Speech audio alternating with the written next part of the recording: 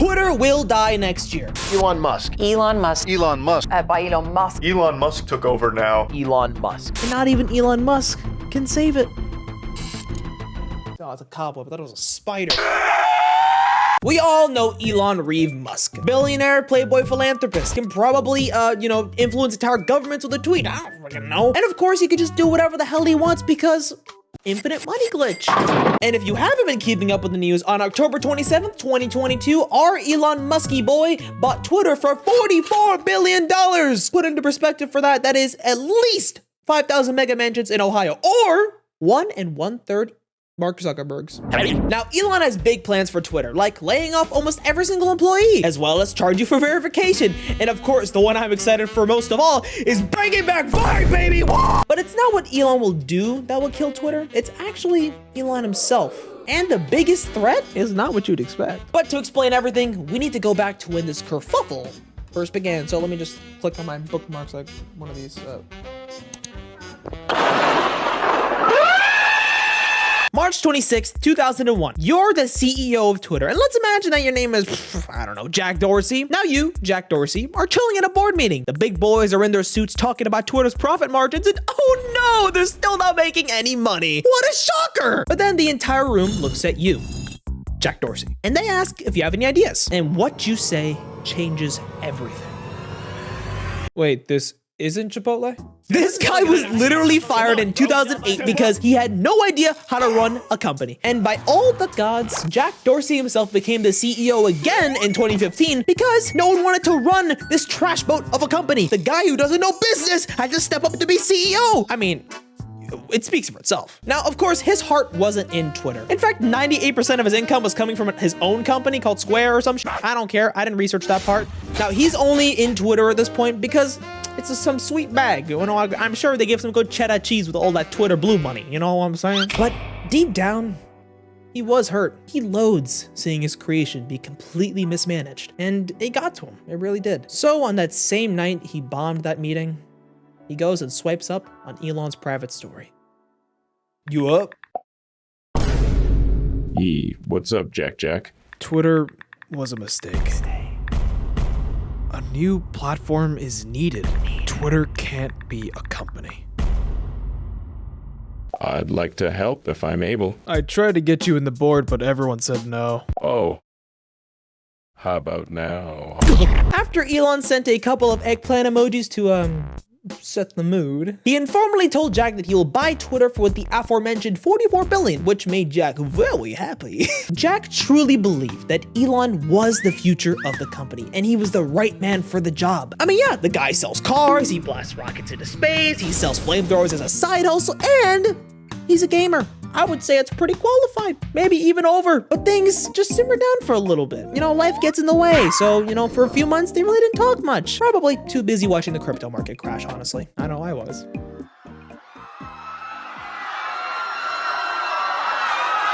But on April 5th, Elon dropped a bomb. He was now a 9% stakeholder in Twitter, giving him the nice golden boarding pass to join the board of Twitter. But at this time, Jack Dorsey was no longer the CEO since he resigned back in November. His replacement was a guy named Parag Agrawal, a software engineer. Jack Dorsey, a guy who already sucked at being a CEO, elected a software engineer as the CEO. At least he was doing something while Jack was gone, like investing in crypto and NFTs. Don't we all love that? I'm sure that panned out to be a great money maker down the line. Elon is passionate about free speech, and he believes that Twitter is the future digital town square. More like digital town square of Salem, am I right? And he felt that being a part of the board would finally give him the ability to influence some changes. But after the first board meeting, he started to realize why Twitter wasn't doing so hot. So how does Twitter plan to make a profit? Twitter blue. Now, realizing everyone in the Twitter HQ basically just went don't care, didn't ask to Elon, he decided to grab Grimes' credit card and finally make the official offer on April 25th for a grand total of $54.20 per share. Ah, Elon, I see it. You and your funny numbers, you're so funny. Twitter obviously agrees to be sold because you'd be stupid not to, that you're getting sold up for a premium. And he realizes how dumb of an idea it is and tries to back out of a deal, which he signed and offered. This is one of the main reasons why Elon just shouldn't be running the company. I don't think Elon himself actually expected Twitter to accept the offer. Twitter didn't even want him on the board to begin with. So why would they accept his deal, right? Elon really just thought it was a funny billionaire meme to just farm some Reddit karma, you know, get some little updates. He wanted a little bit more clout that day. Like, he's created the Boring Company, probably while taking the fattest dump of his life. What difference is it to buy a funny Bluebird app for a few billion? But Twitter is down bad. So yeah, they're gonna take the money. So now Elon is in a peculiar situation. He either can A, follow through with the deal and buy Twitter, or option B, back out of the deal and claim that it was a joke. Did he pick option A, the logical route, or B, the stupid route? Correct, he picked option C. Blame everything on Twitter and say that they withheld information, start talking shit about them, about bots and how their entire user base is fake, and then tweet the poop emoji to the CEO. Elon, are you okay? Get it? I got his iconic titty milk. And look, it's titty milk. Okay, anyways. Elon gets sued. Now, his argument in court was that Twitter wasn't giving him enough information on the whole bot problem, which is fair, but maybe you should have asked him before you made the offer. I'm not a businessman, I'm not a billionaire, but I would think common sense dictates that. And Twitter is desperate for some Tesla money, so they clap back with the argument of, you pinky promise.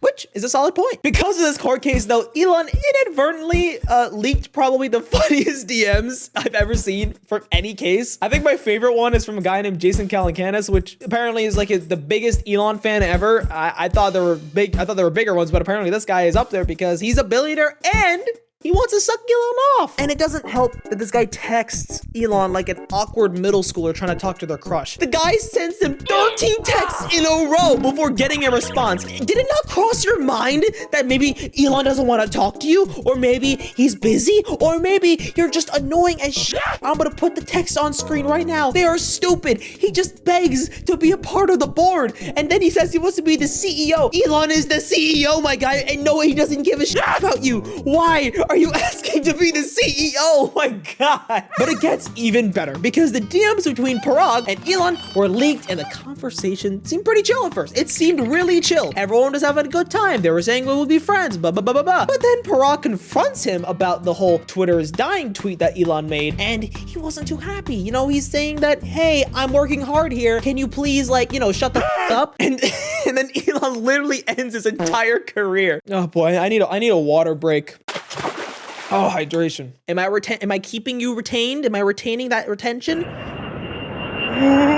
If you made it this far, you guys should probably like and subscribe. I'd appreciate a little sub to, you know, give me a little tingly in my brain to make me feel better about myself, you know? So please sub. So what is his plan? Well, it first starts off with firing everybody, which actually he fired 50% this Friday as of recording this and writing the script. So yeah, so he means business. He even fired my boy Rahul Ligma. No! He also booted those executives that were kind of, you know, rude to him, didn't want to be on the board and stuff. And yeah, he kicked them out of the company. He booted them, got rid of them. They're the real winners though, because for existing in that company, they received $200 million in a golden parachute. So if anything, those are some real mogul moves. And in Elon fashion, he walks into Twitter HQ holding a sink in his hand because guess what? He finally legalized comedy. Oh my God. Come on, Elon, what are you doing here? So bad. Now, social media platforms are typically pretty slow to enact changes, but Elon, no, he wanted to flex and show off his CEO muscles and show how fast he can make changes by making the homepage different for those who are logged out of Twitter. Fun! And he also wants to create a Twitter council that will moderate everyone's degenerate tweets. And honestly, I think we all can agree the biggest announcement, Vine is coming back! Let's do it! Come on, everybody! Let's make some Thomas Santa references! You want a spoonful? Woo! Yeah, no, that's not gonna happen. It's honestly best if Vine just stayed dead. And I mean, people say they want it back, but do they really want it back? Look, I get it. It'll be good for some nostalgia for the first few weeks. Like for people like me who grew up on Vine, like, yeah, we would have a good time with it. But then you'll realize after the first few weeks that no one gives a shit and everyone is still on TikTok, and then you're gonna feel old and sad and lonely and probably move down to Florida in a retirement home. But there's still one massive issue with Twitter. It's a money hole. You don't make any money with that company. It hasn't seen profit in over 10 years, okay? Almost 90% of its revenue comes from its advertisers, which you should know are scared of Twitter because it's an absolute hellscape. So they had to get creative with earning money on Twitter. So what Twitter has done to make some moolah for the company, they created something called Twitter Blue, which allows you to undo tweets. Oh, you can also look up the top news articles. Dude, this is literally worse than Discord Nitro. But don't forget, you could also super follow, which allows you to basically just give them money for existing on Twitter. Hey, I publicly support Bad Baby on Twitter, and I think she's hot, so you're free to bully me now. Is that a god? Elon wants Twitter to make money, so he needs to change the revenue model. No longer shall advertisers be the backbone of this company. No longer. Power to the people, as he says, graciously and with much poise and confidence. But that power comes at a cost of $20 a month. $8. Yeah, $8 a month. Before it was $5, and now it's $8 with the added bonus of, hey, you have a verification badge now. How cool is that? Having this system completely ruins the point of the verification badge. Literally, the point of it is to verify that the person is legit behind the account, and in Twitter's words, notable in government news and, I need to go down here and read this, entertainment or any other designated category. It holds no value unless you're a public figure. So if I'm just Billy Bob Jones with 3 followers on Twitter and only likes tweets from Miranda Cosgrove, how am I a public figure? So if anyone can get verified by forking over a couple bucks, it really just defeats the whole purpose of being verified. If everyone can have it, then it's not special anymore. Stuff happened while I was working on this video. Basically, if you're imitating someone, aka have the Dream profile picture and decide to be Dream, you have to put parody in the account. You can't call yourself Dream with the Dream profile picture because you're gonna get banned. You're gonna get suspended. But that hasn't stopped some people. My favorite one is just the Nintendo of America with Mario just flipping people. I saw this tweet and I actually for a second double take, but like, damn, Mario. YouTube sensation slash podcaster slash Fupa Lord H3 Productions also got suspended for imitating Elon Musk, which is really funny to me. I don't know. It's oh man, it's something else. Subscribe. Please. But look, this isn't even the most questionable idea he's doing. Elon wants to create something called X. And no, I'm not talking about the movie with Kid Cudi's massive donger. What I'm referring to is an app called WeChat, which I'm gonna just let Atrioc explain. Yeah, so I'm just gonna... What he wants to build, or what he says he wants to build, is X, the everything app. And his model is this. WeChat is an everything app. In China, pictures, games, shopping, your digital payments, talking to friends, watching videos like YouTube. So he wants to build that. Oh, China, you say? Well, that's a perfect segue into my next point. Tesla has a plant in Shanghai, and it's the only foreign car manufacturing plant in China. Elon and Z, they tight. Now, China accounts for nearly 1/4, a quarter of Tesla's sales, which is over $5 billion. And now that he owns Twitter, which is notorious for the entire platform for saying some pretty controversial things, it can cause some long-term psychological distress. Imagine if something about China started trending on Twitter. Elon can't touch that because guess what? Freedom of speech, that's what he believes in. If he touches that, that defeats the whole purpose of actually owning Twitter. But then China comes in, walks in all, stop.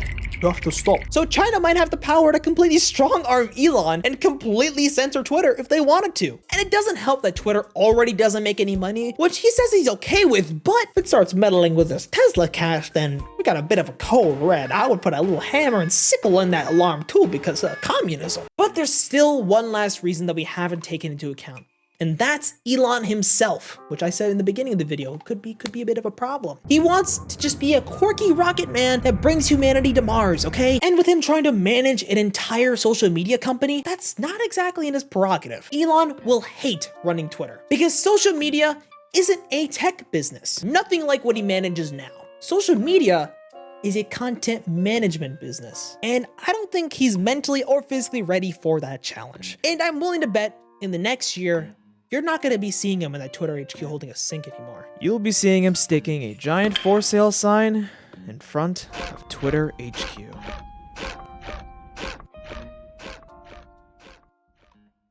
But anyways, thank you for watching so much. Be sure to like, comment, and subscribe because I'm new. And thank you. Bye-bye.